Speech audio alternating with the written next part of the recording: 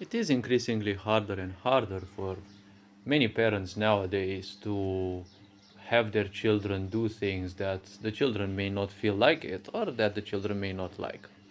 See, the very simple point is this.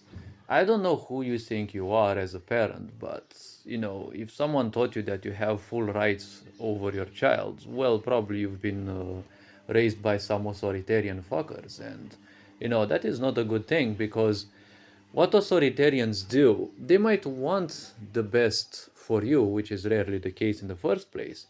But the problem is, whatever they will teach you, they will teach it to you as if it is a pain. See, one problem that I see is people having their children to read. Nowadays, with the rise of telephones, ignorant parents will gladly buy a telephone for their child and will leave the child with the phone, hoping that, they won't require their parents' attention so that they can live their miserable life without being disturbed by the children, right?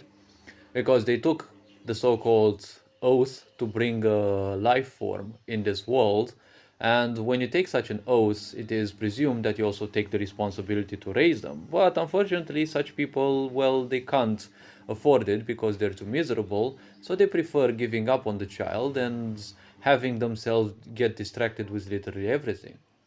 This throughout time has caused the problems that we have nowadays because a lot of people crave touch for the simple problem that, well, you crave touch because your parents have not given you enough touch when you were young. So you are definitely still in that early childhood age, psychologically speaking, craving and seeking desperately that touch that you haven't received, right? Psychiatrists nowadays seem to also be pointing towards this idea.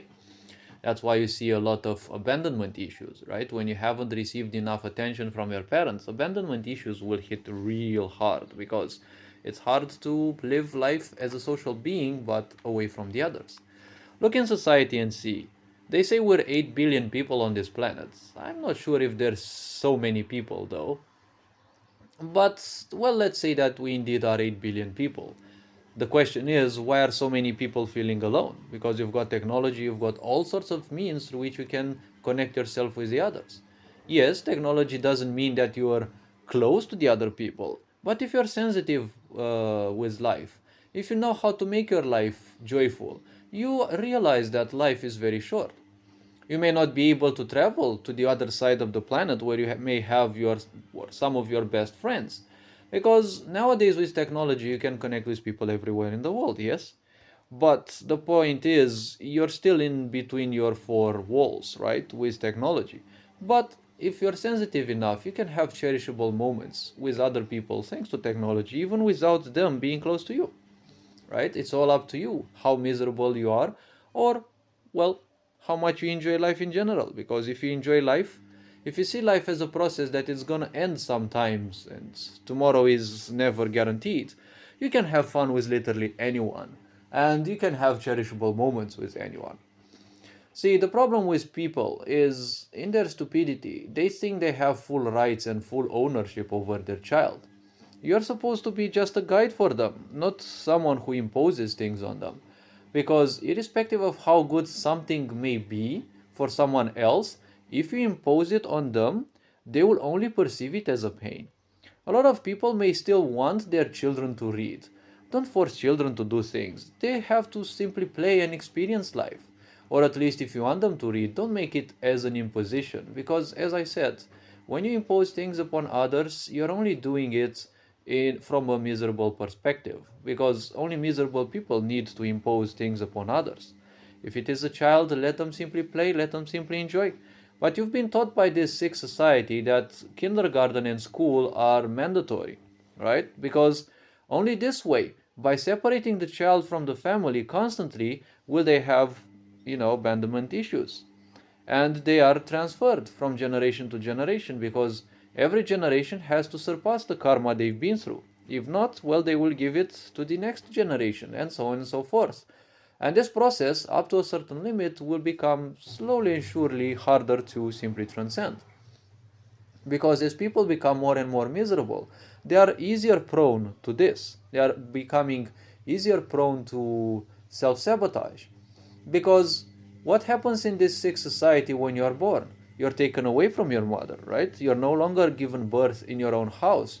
You're kept in a hospital which is full of negative energy, and the first thing that you experience is hell, right? Because they tell you hell is a place where everyone is crying, right? And there is only misery. Well, you're a defenseless child brought into this world, and you're put in a room with other children who feel defenseless and cry for their mothers. So hell is basically the first thing you are listening. That thing causes severe traumas within you, but you're not aware of those because very few people remember, the first few years of their life. And then you're separated again from your family a few years later when you are forced to go into kindergarten because, you're taken from your family, given in the care of people who are probably equally ignorant as your parents or probably even more, and they won't know much to do with you, right? Most of these don't even have enough patience to take care of you, right? So they will treat you miserably in a way because they want you, or worse, they have expectations of you to behave the way they want, right? It's a somewhat communist idea that whatever you are thinking, right, everyone else is thinking the same. This is how misery functions. Communism, in a way, was born out of misery, and it was born obviously to exploit misery because, well, only the like only in misery can a lot of these so-called perfect rulership means appear so good and so caregiving, right, and caretaking of others.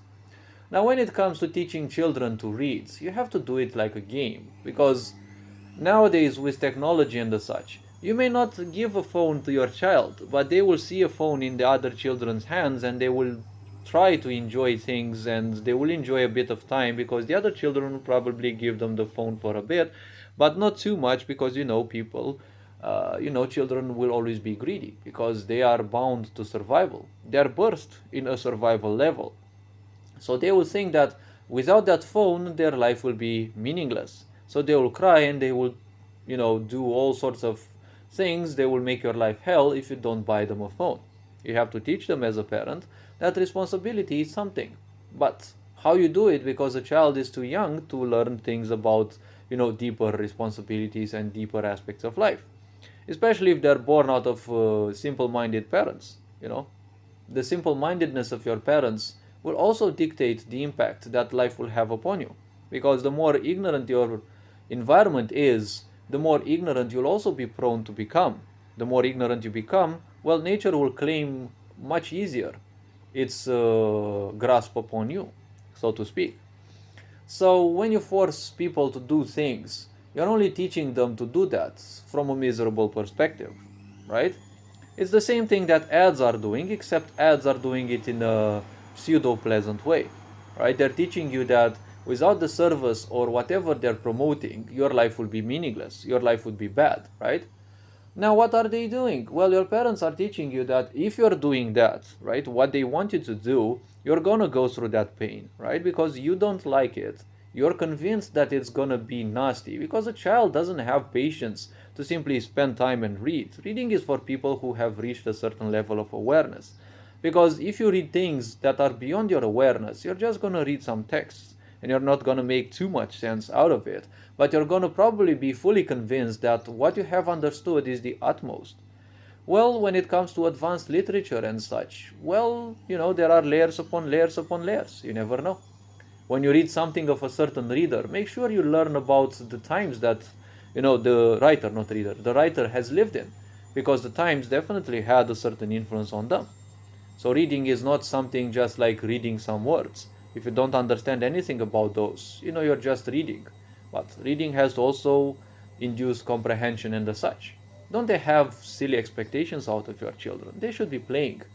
Show them simple books, right? Show them books with, coloring and things like that that will make the child get engaged, because a mobile phone won't make them engaged at all. They will be longing for that engagement, right? For getting in touch with things, for doing things, because that's how they explore the world. So hopefully this video raised a bit of awareness. You're appreciated. Take care. Enjoy life. Remember, it's a game, so play the game. Don't let the game enjoy you. Feel free to watch any other content on the channel. Take care. And these being said, Ferenc Board signing out.